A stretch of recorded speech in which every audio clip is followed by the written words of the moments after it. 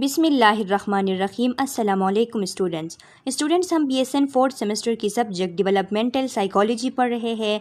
Developmental psychology में हमने unit 1 introduction to psychology start किया हुआ है। यूनिट 1 के 5 पार्ट्स हमने पढ़ लिए जो कि हमारे चैनल के प्लेलिस्ट में मौजूद है और उनका लिंक आप लोगों को इस वीडियो लेक्चर के डिस्क्रिप्शन के एंड में मिल जाएगी, वहां से आप स्टडी कर सकते हैं। आज का जो हमारा वीडियो लेक्चर है ये पार्ट 6 है, इसी यूनिट का लास्ट पार्ट है, इसके साथ ये यूनिट कवर हो जाएगी। तो स्टूडेंट्स, वीडियो लेक्चर को स्टार्ट करने से पहले आप लोगों से छोटी सी रिक्वेस्ट है कि अगर आप इस चैनल पे नए हैं तो चैनल को सब्सक्राइब करें, बेल आइकन को प्रेस करें ताकि आने वाली न्यू वीडियो लेक्चर्स की नोटिफिकेशन आप लोगों को मिल सके और इस वीडियो लेक्चर को लाइक ज़रूर करें।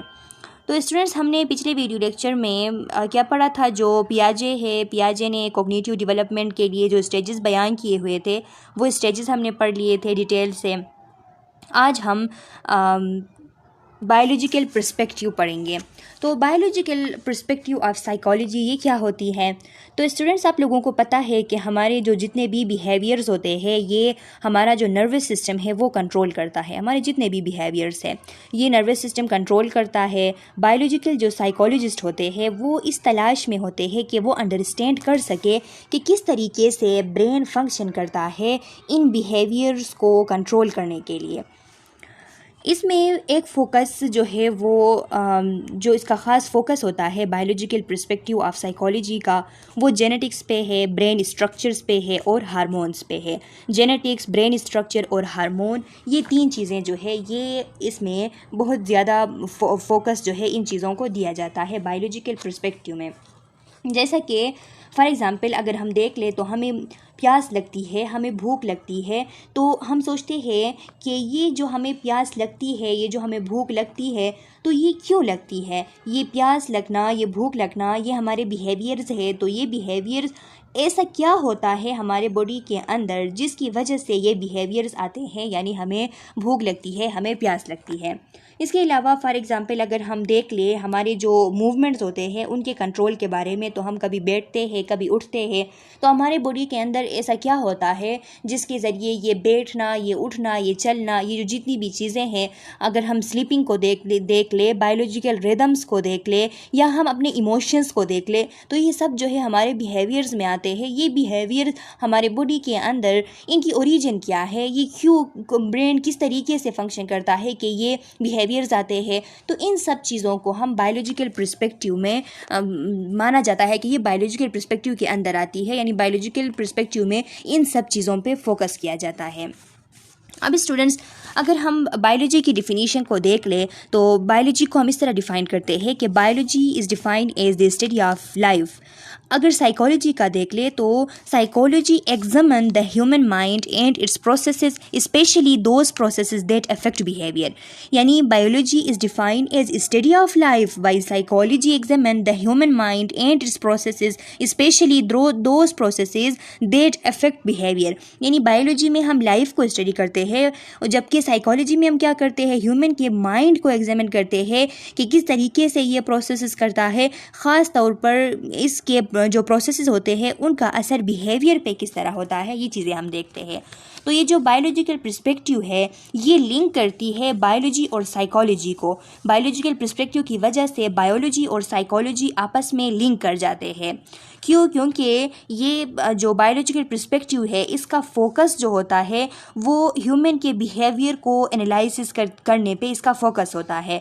मीन्स के ह्यूमन के बिहेवियर को ये एनालिसिस करती है कि ह्यूमन बिहेवियर किस तरीके से बायोलॉजिकल और फिज़िकल एविडेंसेस जो है उन पे बेस करती है। यानी फिज़िकल और बायोलॉजिकल एविडेंसेस के थ्रू ह्यूमन बिहेवियर को एनालाइज करना, ये जो है इसका काम होता है बायोलॉजिकल पर्सपेक्टिव का। इसीलिए इसे हम बायोसाइकोलॉजी भी कहते हैं। जो बायोलॉजिकल पर्सपेक्टिव है इसे बायोसाइकोलॉजी भी कहते हैं। इसका एक मेजर रोल होता है साइकोलॉजी में बिगिनिंग से, यानी साइकोलॉजी की जब शुरुआत हुई थी तो उस टाइम से लेके बायोलॉजी का इसमें बहुत ज़्यादा रोल पाया गया है। तो इसी वजह से जो बायोलॉजिकल पर्सपेक्टिव है इसको बहुत ज़्यादा अहमियत हासिल है। वो चार्ल्स डार्विन थे जिन्होंने फ़र्स्ट टाइम इस आइडिया को इंट्रोड्यूस किया। जो बायोलॉजिकल पर्सपेक्टिव है इसको फ़र्स्ट टाइम चार्ल्स डार्विन ने इंट्रोड्यूस किया हुआ था। और उन्होंने क्या किया हुआ था, उन्होंने जो जेनेटिक्स है जेनेटिक्स के बारे में बताया था कि जो जेनेटिक्स है ये बहुत ज़्यादा अहम किरदार अदा करता है ह्यूमन के बिहेवियर पे। उन्होंने एक ट्विंस का एग्ज़ाम्पल दिया था कि अगर ट्विंस पैदा होते हैं तो एक को अगर फॉर एग्ज़ाम्पल अगर ट्विंस पैदा हो तो एक को अगर हम कनाडा में रखें, दूसरे को इंडिया में, या फॉर एग्ज़ाम्पल एक को हम कनाडा पैदाइश से ही हम एक को कनाडा में भेज दें और एक को जो है पाकिस्तान में, तो फिर इन दोनों की ग्रोथ होती है। अब ये दोनों अलग अलग जगह में, यानी बिल्कुल इनका कल्चर वगैरह कनाडा का पाकिस्तान से बिल्कुल अलग होता है। तो इनका अगर हम इस तरह इनको ग्रो करें, एक को कनाडा में एक को पाकिस्तान में, फिर इनमें अगर देखा जाए तो चाहे इनके कल्चर में, इनके रहने सहने के तरीके में जितना भी फ़र्क हो, लेकिन क्योंकि ये ट्विंस थे, आइडेंटिकल ट्विंस थे, तो इनमें बायोलॉजिकल कुछ ऐसे फीचर्स ज़रूर होंगे कि इनके आपस में मिलते जुलते होंगे। तो इसीलिए हम कभी भी बायोलॉजिकल जो पर्सपेक्टिव है इससे इनकार नहीं कर सकते, क्योंकि अब इन बच्चों का एग्जांपल ही देख ले कि इनमें कहीं ना कहीं जाके इनके नेचर में या इनकी कुछ आदतें ऐसी होंगी, इनके इंटरनल बायोलॉजिकल हार्मोनल या किसी और बायोलॉजिकल फंक्शन से रिलेटेड जो कि आपस में मिलते जुलते होंगे। तो इसलिए जो बायोलॉजिकल पर्सपेक्टिव है इसको बहुत ज़्यादा इम्पोर्टेंस हासिल है। तो यहाँ पे लिखा है स्टूडेंट्स, यहाँ पे आप देख सकते हैं जो नोट्स में लिखा है, this perspective is among the most respected right now. ये जो पर्सपेक्टिव है ये उन पर्सपेक्टिव्स में से एक है जो कि आजकल के दौर में बहुत ज़्यादा अहमियत रखते हैं, यानी बहुत ज़्यादा रिस्पेक्ट इनको जिन पर्सपेक्टिव्स को हासिल है उनमें से एक बायोलॉजिकल पर्सपेक्टिव है। They focus on our brain, nervous system, neurotransmitters and hormones to explain our behavior.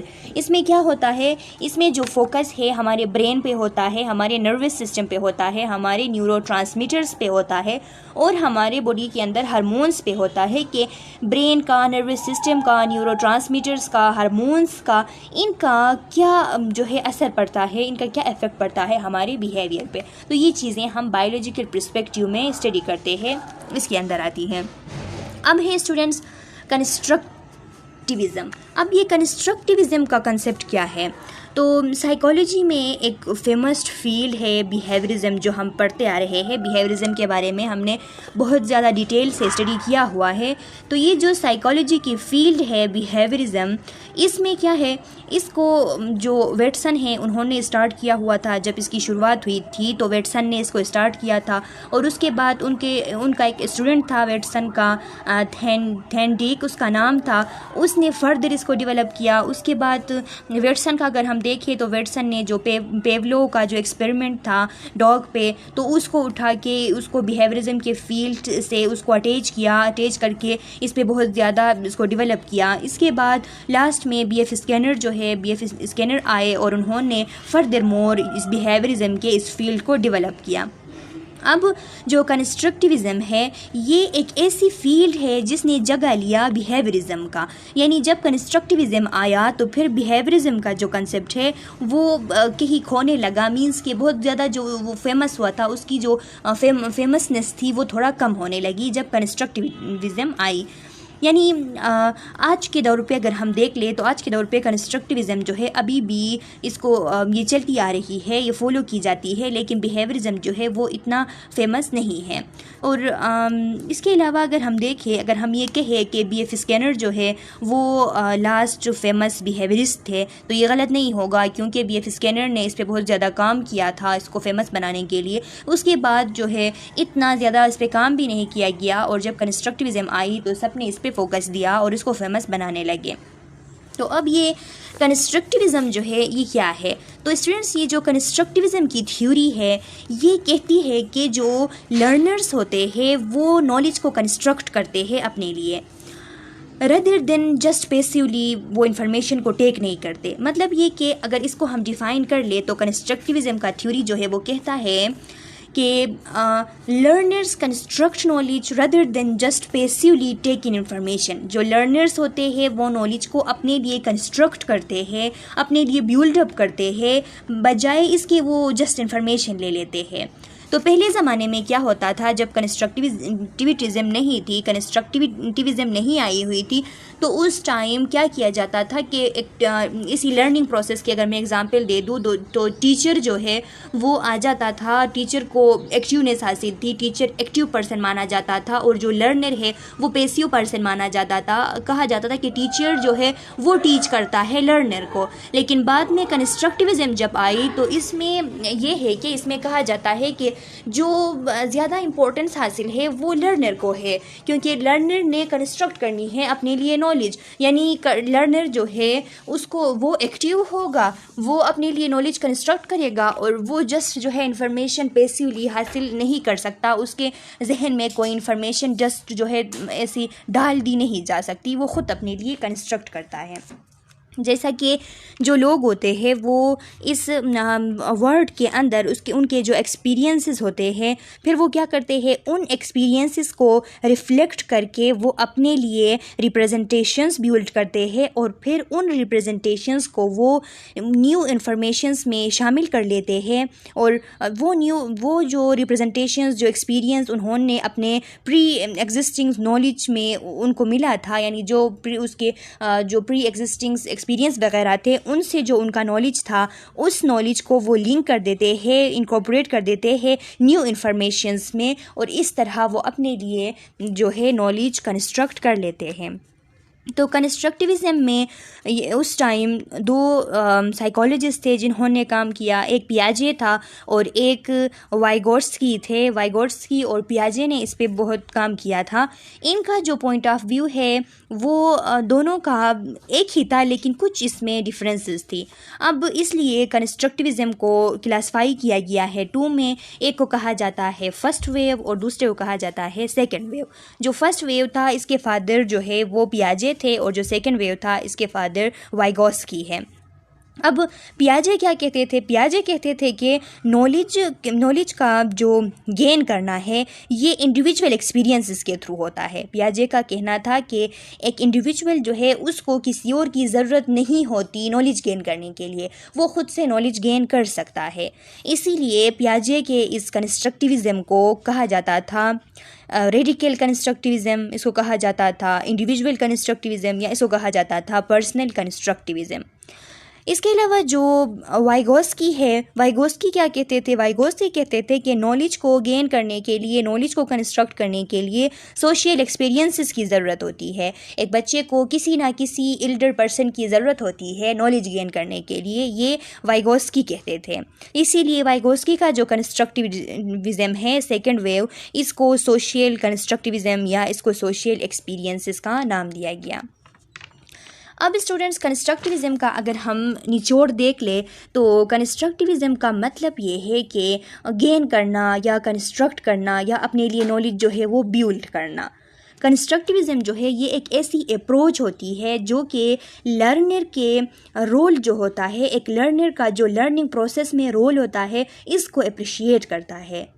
दोबारा सुन ले, कंस्ट्रक्टिविज़म जो है ये एक ऐसी अप्रोच है, ये एक ऐसी वे है जो कि लर्निंग प्रोसेस में लर्नर के रोल को अप्रिशिएट करता है।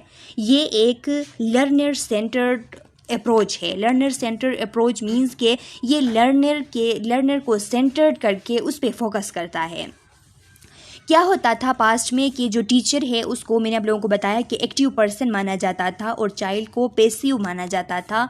लेकिन प्रेजेंट में तो उसमें क्या होता था, टीचर आता था, सिखाता था और चला जाता था। स्टूडेंट्स जो है वो क्वेश्चन पूछने से भी हेजिटेट करते थे, वो कुछ पूछ नहीं सकते थे। अगर उनके जहन में क्वेश्चन आता तो फिर भी वो हेजिटेट कर लेते थे।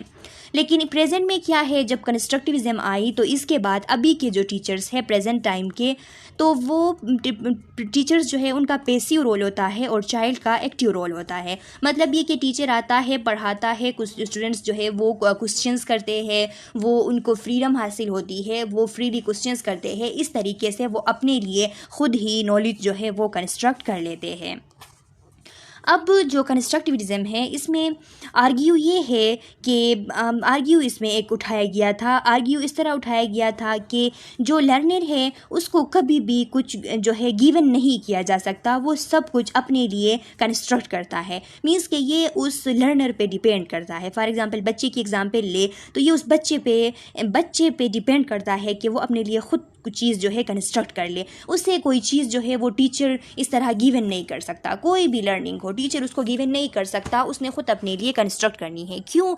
फॉर एग्जांपल आप लोगों को पता है कि एक टीचर जब क्लासरूम में आता है तो वो तो टीचर जो है सबको एक ही तरीके से पढ़ाता है, लेकिन स्टूडेंट्स में से कुछ स्टूडेंट्स जल्दी समझ जाते हैं, कुछ स्टूडेंट्स समझने में थोड़ा देर कर लेते हैं, थोड़ा टाइम लेते हैं, और कुछ स्टूडेंट्स समझते ही नहीं है। इसका मतलब ये है कि ह्यूमंस जो है इनमें यूनिकनेस होती है और सब अपने यूनिकनेस के मुताबिक अपने लिए नॉलेज कंस्ट्रक्ट करते हैं।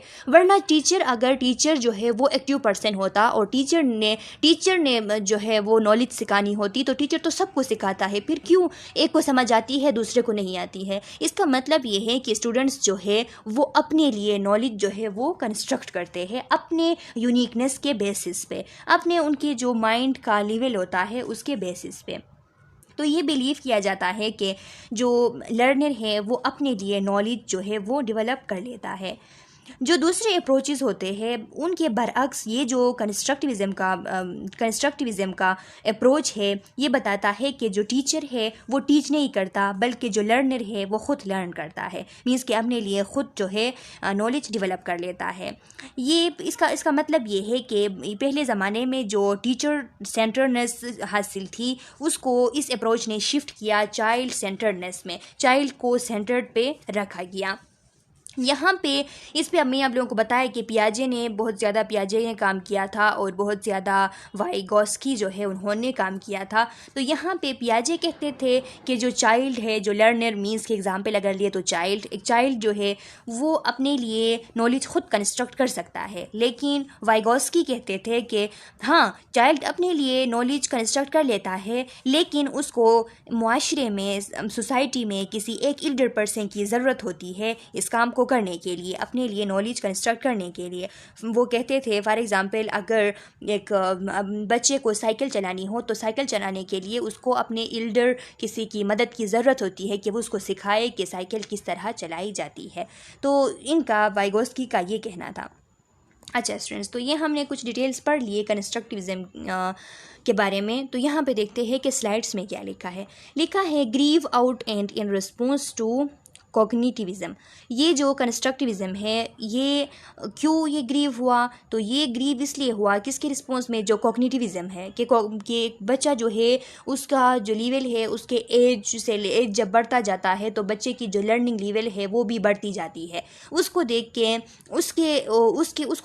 उसके नॉलेज के हिसाब से कंस्ट्रक्टिविज़म जो है ये बन गई फ्रेम्ड अराउंड मेटाकॉग्निशन। ये जब बन गई तो ये मेटाकॉग्निशन मतलब कि मेटाकॉग्निशन ने इसको क्या किया, फ्रेम किया। मेटाकॉग्निशन क्या है? मेटाकॉग्निशन का मतलब ये है कि जो थिंकर होता है वो जो एक बंदा जो होता है वो पहले थिंक करता है और फिर लर्न करता है। इसमें जो फोकस है वो थिंकर एंड लर्नर को, one self as a thinker and learner, इसको हासिल है कि एक ही बंदा जो कि पहले थिंक करे और फिर लर्न करे।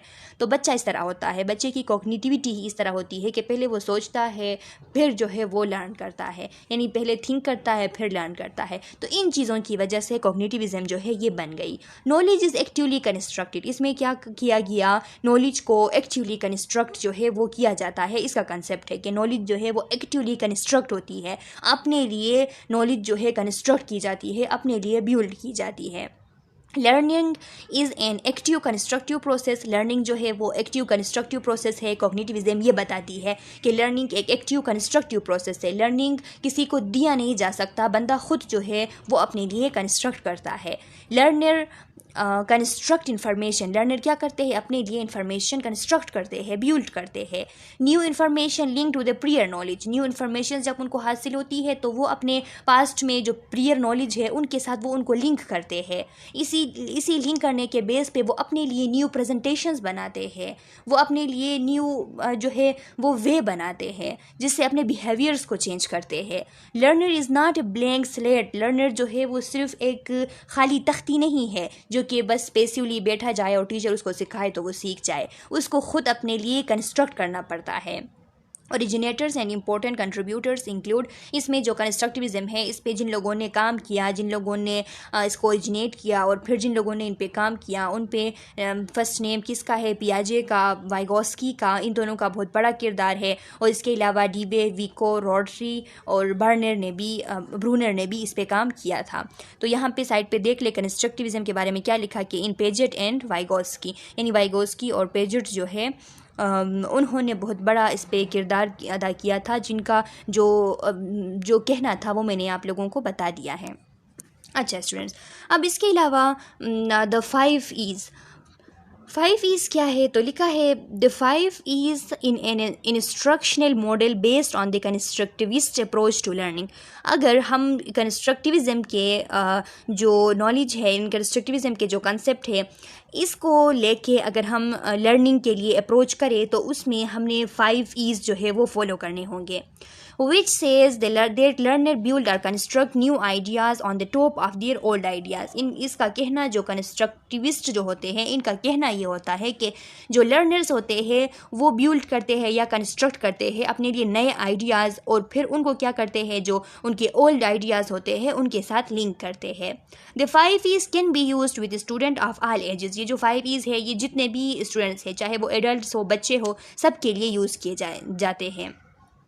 Each of the 5 Es describe a phase of learning. हर एक ई जो है वो बताता है लर्निंग की एक फ़ेज़ को। And each phase begin with letter E, और हर एक फेज़ जो है वो लेटर ई से स्टार्ट होता है। सबसे पहला है इंगेज। तो लर्निंग प्रोसेस जो है इनमें ज़रूरी है कि जो लर्नर है वो इंगेज हो उस टॉपिक, उस कंटेंट के साथ जो उसको सीखना है। यानी पहले जो टीचर होता है, अगर टीचर और स्टूडेंट की हम बात करें तो टीचर को क्या करना चाहिए कि टीचर को लर्नर को इंगेज करना चाहिए, या फिर हम कह सकते हैं कि जो लर्नर है उसको इंगेज होना है, चाहे टीचर करे या ना करे, लेकिन जो लर्नर है उसको लर्निंग के लिए उसको इंगेज होना है, उसको पार्टिसिपेट करना है उस कंटेंट पे, उस पार्टिकुलर कंटेंट पे जो उसको सीखनी है। इसके बाद जो सेकंड ई है वो है एक्सप्लोर। अब उसने लर्नर ने क्या करना है, एक्सप्लोर करना है। एक्सप्लोर करने का मतलब क्या है कि अगर लर्नर जो है वो सोचता है, थिंक करता है कि उसके जो प्रॉब्लम्स है इस पार्टिकुलर नॉलेज से रिलेटेड जो भी प्रॉब्लम्स है लर्नर के, तो उनके लिए जब वो सलूशन ख़ुद ढूंढता है तो इसको कहते हैं एक्सप्लोर करना। कि पहले वो ये देखता है कि ये जो पार्टिकुलर चीज़ मैं लर्न कर रहा हूँ या कर रही हूँ इसमें मेरे लिए कौन कौन से प्रॉब्लम्स है, उसको इन्वेस्टिगेट करना है, मोर एंड मोर उसने इन्वेस्टिगेट करना है, इसमें मच इंटरेस्ट उसने लेना है, और इसके बाद उसने पहले प्रॉब्लम्स जो है वो निकालने हैं और फिर उन प्रॉब्लम्स के लिए ख़ुद सल्यूशन ढूंढना है। तो ये कहते हैं एक्सप्लोर करने को। अगर ऐसा लर्नर करता है तो फिर जाके वो अपने लिए नॉलेज कंस्ट्रक्ट कर सकता है। पहले इंगेज होना है, फिर एक्सप्लोर होना है और फिर एक्सप्लेन करनी है। एक्सप्लेन में क्या है, अब जो लर्नर है उसने जो भी सीखा है, जो भी नॉलेज गेन किया है, उसके माइंड में जो भी नॉलेज कंस्ट्रक्ट हुई है वो उसने प्रेजेंट करनी है, वो उसने एक्सप्लेन करनी है, बतानी है। अगर वो एक्सप्लेन नहीं करेगा तो फिर ये नॉलेज जो है वो कंपेयर या कंट्रास्ट नहीं कर सकता। किसी नॉलेज को कंपेयर या कंट्रास्ट करने के लिए पहले उसको एक्सप्लेन करना ज़रूरी है। तो एक कंस्ट्रक्टिविज़म के लिए किसी नॉलेज को अपने लिए कंस्ट्रक्ट करने के लिए एक्सप्लेन करना भी ज़रूरी होता है। और चौथे नंबर पे क्या है, चौथे नंबर पे है इलाबोरेट। इलाबोरेट का क्या मतलब है कि लर्नर को इतना स्पेस देना चाहिए, इतना उसको जो है स्पेस देना चाहिए कि वो उसने जो कुछ सीखा है, जो कुछ अपने लिए नॉलेज कंस्ट्रक्ट किया हुआ है उसको अप्लाई करे। अगर वो उसको किसी चीज़ पे अप्लाई करता है, अप्लाई करके वो देखता है कि उसका रिज़ल्ट क्या आता है, तो फिर क्या होगा, तो फिर ये जो लर्नर है इसकी डीपर अंडरस्टैंडिंग होगी, वो डीपली इस चीज़ को अंडरस्टैंड कर लेगा, और डीपली जब अंडरस्टैंड कर लेगा तो उसका जो ये नॉलेज कंस्ट्रक्ट हो रहा है वो फुली कंस्ट्रक्ट होगा। तो इसलिए नॉलेज को फुली कंस्ट्रक्ट करने के लिए उसको एलाबोरेट करना भी ज़रूरी है। अब लास्ट में क्या है, लास्ट में इवैल्यूएशन है। अब उस लर्नर को जो कुछ उसने सीखा है वो डिमॉन्स्ट्रेट करना है, वो लर्न करना, जो वो क्या करना है, चेक करना है, डिमॉन्स्ट्रेट करना है। मीन्स के जो उसने अपने लिए जो कॉन्सेप्ट्स अंडरस्टैंड किए हैं वो फॉर एग्जांपल एक्सीलेंट तौर पर अंडरस्टैंड किया है, गुड तौर पर अंडरस्टैंड किया है, या फिर पुअर तौर पर अंडरस्टैंड किया है, ये चीज़ उसने जो है इवैल्यूएट करनी होती है। अगर ये बच्चा जो है, लर्नर जो है, वो पहले उस कंटेंट के साथ, उस पार्टिकुलर कंटेंट के साथ जो इसने सीखनी है उसके साथ इंगेज हो, फिर उसको एक्सप्लोर करे, फिर उसको एक्सप्लेन करे, फिर उसको एलाबोरेट करे, अप्लाई करे, और फिर लास्ट में उसको इवैल्यूएट करे, ये 5 जो फेजेस है ये पूरे करे, तब जाके उसके माइंड में सही किस्म का नॉलेज जो है वो कंस्ट्रक्ट हो सकता है। अब इससे आगे है various field of psychology, psychology के मुख्तलिफ फील्ड्स। तो एबनॉर्मल साइकोलॉजी किसे कहते हैं? It is field of psychology they deal with psychopathology and abnormal behaviour.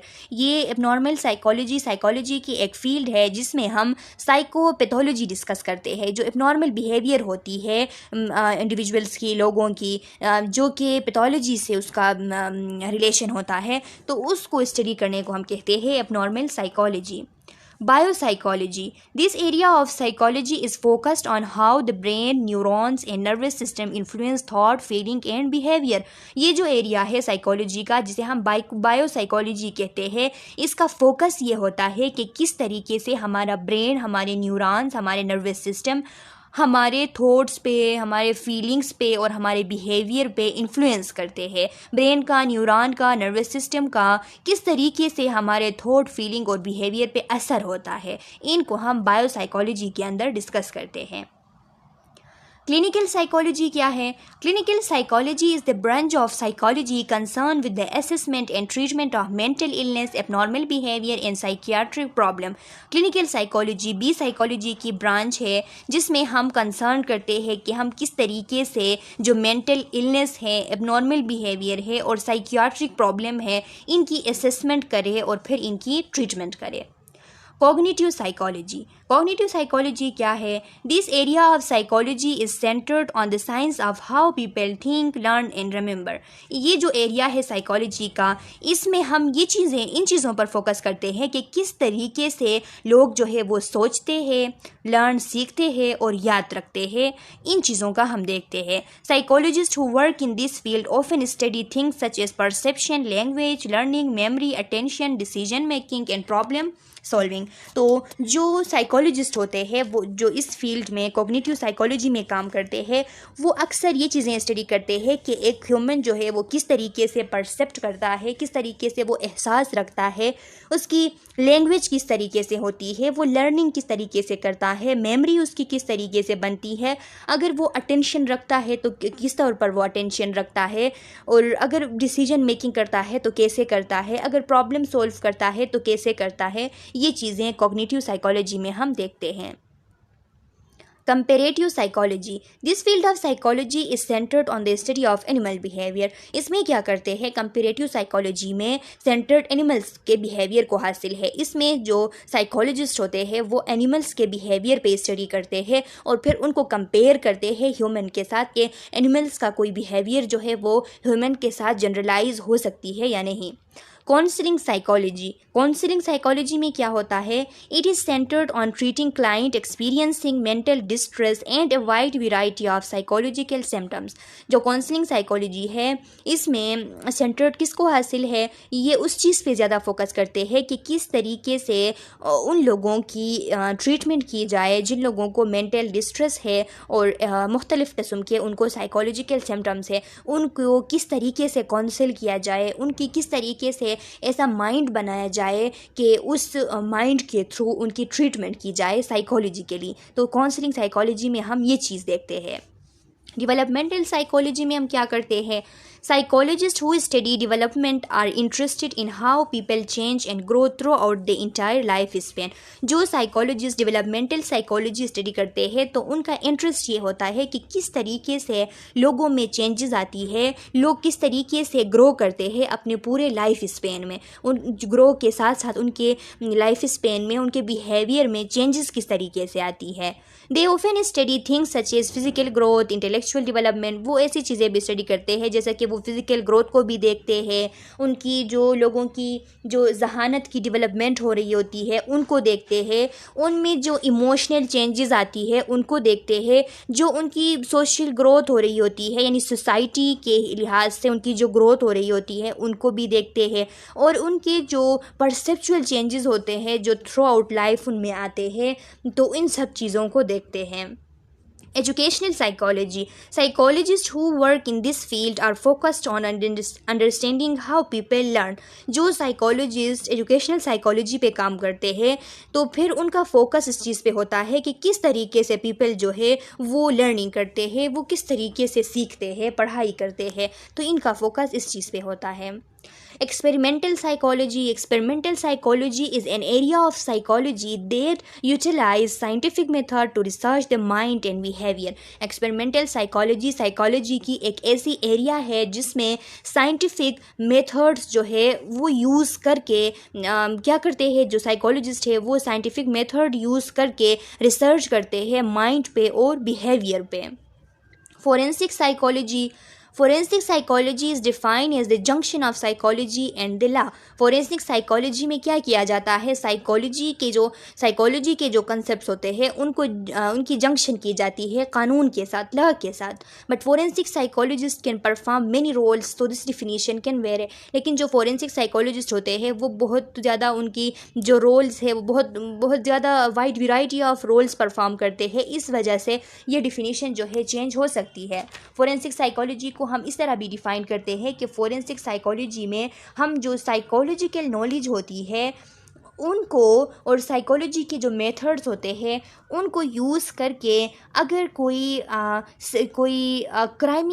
क्राइमिंग proceeding हो रही हो, यानी कोई क्रिमिनल प्रोसीडिंग हो रही हो, कोई क्राइम हो रही हो, तो उस टाइम जो लीगल क्वेश्चंस होते हैं, लीगल क्वेश्चंस अराइज होते हैं, उनका आंसर करने के लिए अगर हम साइकोलॉजिकल नॉलेज और मेथड यूज़ करें तो इसको भी कहते हैं फोरेंसिक साइकोलॉजी. यानी कोई क्रिमिनल प्रोसीड हो रही हो तो उस टाइम हम उसमें जो लीगल क्वेश्चंस अराइज होते हैं उन लीगल क्वेश्चंस का आंसर देने के लिए साइकोलॉजिकल नॉलेज और साइकोलॉजिकल मेथड यूज़ करें तो इसको फोरेंसिक साइकोलॉजी कहते हैं. Health psychology. Health psychologist are interested in improving health across a wide variety of domains.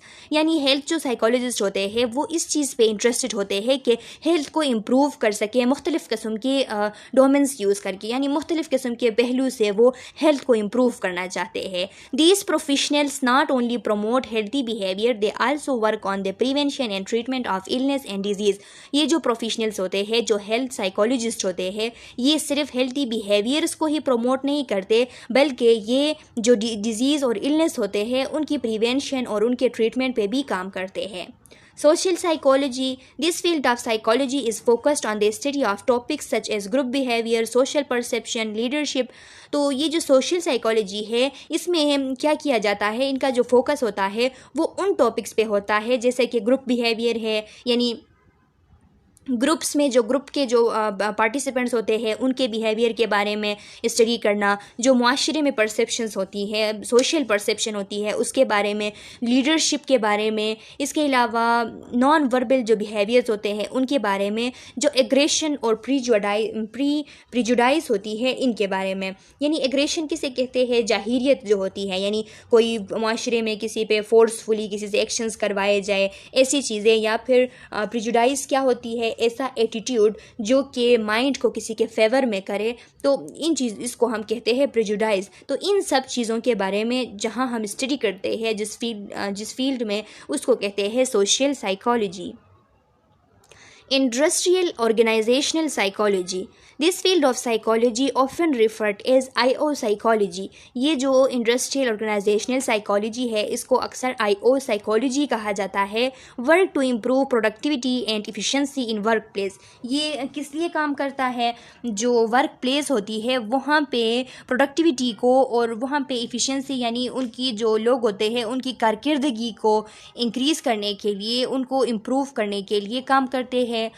While also maximising the well being of the employees. साथ में जो employees होते हैं उनके जो वेल बीइंग होती है और उनकी जो बहबूद होती है उसको भी मैक्सिमम करने की कोशिश करते हैं। यानी वर्किंग जो होता है उनका वो भी बढ़ाते हैं, यानी वो काम जो करते हैं उसको भी मोर प्रोडक्टिव बनाने के लिए कोशिश करते हैं, उनकी कारकर्दगी को इम्प्रूव करने की कोशिश करते हैं, साथ में उनके बहबूद के लिए भी कोशिश करते हैं। Personality psychology. This field is focused on study of the thoughts, pattern, feeling and behaviors that make each individual unique. अब ये जो पर्सनैलिटी साइकोलॉजी है ये साइकोलॉजी की वो फील्ड है जिसका जो फोकस है वो पर्सनल जो थॉट्स होते हैं, थॉट्स पैटर्न होती है, हर एक बंदे के थॉट्स पैटर्न अलग होते हैं तो उन पे, फीलिंग्स पे भी, हर एक बंदे के जो अलग अलग बिहेवियर्स होते हैं उन पे कि इंडिविजुअल में यूनिकली जो चीज़ें होती हैं उन पे जब हम फोकस करते हैं तो इस फील्ड को हम कहते हैं ये पर्सनैलिटी साइकोलॉजी है। स्कूल साइकोलॉजी क्या है? Professionals in this field that work in schools to help kids deal with academic, emotional and social issues. इस फील्ड में, स्कूल साइकोलॉजी में जो प्रोफेशनल्स काम करते हैं तो उनका काम ये होता है कि वो जो बच्चे होते हैं उनकी मदद करते हैं, उनके लिए काम करते हैं कि वो अपने एकेडमिक, अपने इमोशनल और अपने सोशल इश्यूज़ जो है उनसे सही तरीके से डील कर सके। School psychologist also collaborate with teachers. जो स्कूल साइकोलॉजिस्ट होते हैं वो टीचर्स के साथ भी कोलैबोरेट करते हैं, स्टूडेंट्स के साथ भी कोलैबोरेट करते हैं और पेरेंट के साथ भी कोलैबोरेट करते हैं कि उनकी हेल्प की जाए कि किसी तरीके से हेल्थी लर्निंग एनवायरनमेंट जो है वो बनाया जाए, हेल्थी लर्निंग एनवायरनमेंट क्रिएट किया जाए। Sport psychology. Sport psychology is the study of how psychology influences sport. Sport psychology में हम इस तरह स्टडी करते हैं कि किस तरीके से साइकोलॉजी के थ्रू स्पोर्ट्स जो है उनको इन्फ्लुएंस किया जाए, उन पे किस तरीके का असर पड़ता है। एथलेटिक परफॉर्मेंस, जो एथलीट होते हैं, जो खिलाड़ी होते हैं, उनके परफॉर्मेंस को, एक्सरसाइज और फिज़िकल एक्टिविटीज़ को, इन पे किस तरीके से साइकोलॉजी के थ्रू जो है वो काम किया जाए।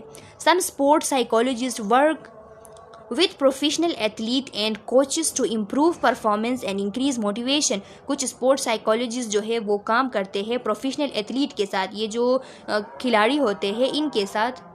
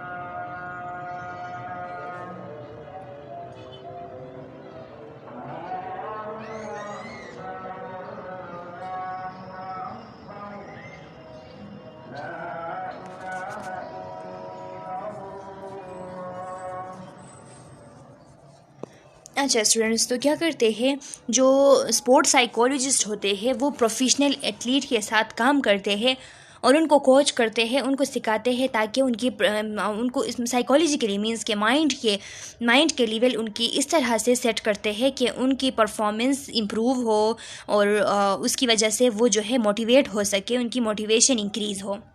इसके अलावा ह्यूमन फैक्टर साइकोलॉजी क्या है? People who work in human factor psychology are focused on improving how people interact with the product and machines both in and out of the workplace. ये लोग देखते हैं कि ये जो ह्यूमन फैक्टर साइकोलॉजिस्ट होते हैं तो ये देखते हैं कि जो लोग होते हैं वो किस तरीके से प्रोडक्ट के साथ वर्क प्लेस में और आउट ऑफ वर्क प्लेस जो मशीन्स वगैरह होते हैं उनके साथ किस तरीके से इंटरेक्ट करते हैं। They might help design product intended to minimise injury or create workplace that promote greater accuracy and improve safety. वो इस तरह कोशिश करते हैं, हेल्प देते हैं, कोशिश करते हैं कि जो प्रोडक्ट्स हो वो इस डिज़ाइन से बने ताकि इस डिज़ाइन से बने कि उनसे पीपल्स को कोई जो लोग होते हैं उनको कोई ख़तरा ना हो, कोई इंजरी ना हो और ऐसे वर्क प्लेस क्रिएट हो जो कि जिनकी एक्यूरेसी ग्रेटर हो और उसमें सेफ्टी जो है वो भी इम्प्रूव हो। इंडस्ट्रियल ऑर्गेनाइजेशनल साइकोलॉजी, अच्छा स्टूडेंट्स ये हमने पढ़ लिया था। Importance of psychology in nursing, अब हम साइकोलॉजी के ब्रांचेस पढ़ रहे थे, ये ख़त्म हो गए हैं। अब है importance of psychology in nursing. अब नर्सिंग में हमारे लिए क्यों ज़रूरी है साइकोलॉजी पढ़ना? तो फर्स्ट लिखा है डेवलपमेंट एंड मैचुरेशन। तो हमें डेवलपमेंट के बारे में और मैचुरेशन के बारे में पता होना ज़रूरी है, इस वजह से हमारे फील्ड में भी साइकोलॉजी है। By understanding developmental stages nurses will not misidentify normal processes as disease. ये जो डेवलपमेंटल स्टेजेस है इनको अगर हम नर्सेस जो है इनको अंडरस्टैंड कर ले तो फिर नर्सेस से गलती नहीं होगी, वो मिस आइडेंटिफाई नहीं करेंगे, नॉर्मल प्रोसेसेस और डिजीज़ में वो फ़र्क कर सकेंगे। अब ये जो डेवलपमेंटल स्टेजेस है ये किस चीज़ के थ्रू स्टडी करेंगे? अगर हम डेवलपमेंटल साइकोलॉजी पढ़ेंगे तो इसी के थ्रू हमें इन स्टेजेस का पता होगा, इसलिए हम हमारे फील्ड में भी साइकोलॉजी पढ़ते हैं। लर्निंग एंड मोटिवेशन, लर्निंग और मोटिवेशन के लिए when nurses need to nursing education they know when where and what to do. अगर नर्सेज को नर्सिंग एजुकेशन सही तरीके से मिल जाए, मुख्तलिफ़ किस्म के पहलू से उसे मिल जाए तो फिर क्या होगा? तो फिर आप लोग जो है ये जान पाएंगे कि आप लोगों को कब, कहाँ और कैसे काम करना है। इसके अलावा personality and behaviour, expand nurse perception. Psychology के थ्रू नर्सेस के जो परसेप्शंस, उनके जो एहसास होते हैं वो एक्सपेंड होते हैं, वो जो पेशेंट के रिएक्शन होते हैं उनको अंडरस्टैंड कर लेते हैं बेटर मैनर में, वो जो उनके जो नेगेटिव बिहेवियर्स होते हैं उनको पॉजिटिव में कन्वर्ट करने में महारत रखते हैं। अगर वो साइकोलॉजी पढ़ते हैं तो पेशेंट्स के मुख्तलिफ़ किस्म के नेगेटिव थाट्स होते हैं उनको पहले पॉजिटिव में कन्वर्ट करना ज़रूरी होता है, क्योंकि जब तक हम नेगेटिव थाट्स को पॉजिटिव में कन्वर्ट नहीं कर सकेंगे तब तक वो ट्रीटमेंट जो है वो इफ़ेक्टिव नहीं होगी। प्रैक्टिस इफ़ेक्टिव इंटरेक्शन, अगर साइकोलॉजी एक नर्स पढ़ लेती है या पढ़ लेता है तो फिर वो जो पेशेंट के साथ इंटरेक्शन करता है वो इफ़ेक्टिव इंटरेक्शन कर लेता है। Help nurses to deal with her own emotion when dealing with patient. ये साइकोलॉजी नर्सेज को सिखाती है कि अपने इमोशंस को कैसे काबू में रखना है जब पेशेंट के साथ डील कर रहे हों। Adaptation, nurses help to patient to adapt with their disease, anxiety and disability. Help nurses to understand and deal with the patient reaction. यानी नर्सेस को क्या करना है? नर्सेस को पेशेंट से अडाप्ट करवानी है, पेशेंट से उनकी एंजाइटी, उनकी डिसेबिलिटी और उनके जो डिजीज़ होते हैं उनके साथ पेशेंट को अडाप्ट करवाना है। एडप्टेशन पेशेंट की करवानी होती है। तो एडप्टेशन करवाने के लिए पहले उस पेशेंट की मेंटलिटी को जानना ज़रूरी होता है। मेंटलिटी का अगर पता हो तो फिर ईज़िली उसको एडप्टेशन करवा सकते हैं। तो मेंटलिटी का पता होने के लिए नर्सेस को साइकोलॉजी पढ़ना ज़रूरी है, क्योंकि साइकोलॉजी उनको हेल्प देती है कि वो पेशेंट के रिएक्शंस जो है उनको किस तरीके से अंडरस्टैंड कर सकें। काउंसलिंग देनी होती है एक नर्स को, और अगर एक नर्स साइकोलॉजी पढ़ लेती है तो फिर उसे काउंसलिंग करने में आसानी होती है। A nurse also act as a counsellor, relieve the anxiety of patient and their family members. तो ये इस टाइम काउंसलर बन पाएगा, सही तरीके का काउंसलर, जब वो साइकोलॉजी पढ़ेगी तो वो आसानी से पेशेंट की जो एंजाइटी है और उसके फैमिली मेम्बर्स की जो एंजाइटी है उसको रिलीव करवा सकता है या सकती है। Research to gain more understanding so that quality of care can be improved. Research करने के लिए बी साइकोलॉजी जो नर्सेस पढ़ते हैं तो उनको इससे हेल्प मिलती है कि वो आगे जो क्वालिटी ऑफ केयर है उसको इम्प्रूव करने के लिए ज़्यादा से ज़्यादा अंडरस्टैंड कर सकें। अच्छा स्टूडेंट्स, तो ये यूनिट आखिरकार ख़त्म हो गई है। मैं उम्मीद करती हूँ कि इसकी आप लोगों को सही तरीके से समझ आ गई है, क्योंकि यूनिट 1 को सही तरीके से समझना आप लोगों के लिए बहुत ज़रूरी है। स्टूडेंट्स, मैंने ये यूनिट इसलिए इतने डिटेल से पढ़ाई है क्योंकि मुझे इस बात का एहसास है कि आप लोगों का अभी एजुकेशन के लेवल, आप लोग जो है नर्सरी से लेके यहाँ तक जब आप पहुँचे हो तो आप लोगों का अभी तक साइकोलॉजी से कोई भी वास्ता नहीं पड़ा है, क्योंकि आपने ये जो दूसरे सब्जेक्ट्स हैं ना हमारे के आप लोग नर्सिंग में हम एडल्ट हेल्थ नर्सिंग पढ़ते हैं या FON पढ़ते हैं जो भी, तो इनमें कुछ ना कुछ टच जो है वो हमारे जो सेकेंड ईयर होते हैं, फर्स्ट ईयर होते हैं, उनसे टच दी हुई होती है, जो हमने मैट्रिक में भी कुछ पढ़े होते हैं। लेकिन ये जो साइकोलॉजी है इसमें जो चीज़ें हैं वो बिल्कुल जो है अलग है। इसमें कभी कभी इस तरह भी होता है कि जब आप कोई साइकोलॉजी का एक टॉपिक उठा लेते हो और उसे गूगल पे सर्च करते हो तो फिर वो आपको उसका बिल्कुल जो अपोजिट मीनिंग है, इंग्लिश मीनिंग उसकी है, वो दे देता है। तो इसीलिए ये यूनिट जो है हमने इतने डिटेल से पढ़ी है ताकि आप लोगों का थोड़ा माइंड सेट हो। अगर आप लोगों का माइंड सेट हो गया तो इससे आगे के जो यूनिट्स हम पढ़ेंगे 11 यूनिट्स है साइकोलॉजी में, तो वो आप लोगों के लिए ईजी होंगे, आप लोग सही तरीके से ईजीली उनको समझ सकेंगे। तो स्टूडेंट्स, अगर आप लोगों का कोई क्वेश्चन है, इसमें समझ नहीं आई है किसी एरिया में, तो आप कमेंट सेक्शन में अपना क्वेश्चन डाल ले। मैं नेक्स्ट वीडियो लेक्चर्स में आप लोगों के क्वेश्चन का आंसर करूँगी। इसके बाद हमारा जो नेक्स्ट वीडियो लेक्चर होगा वो यूनिट 2 पे होगा। तब तक के लिए अल्लाह हाफिज़।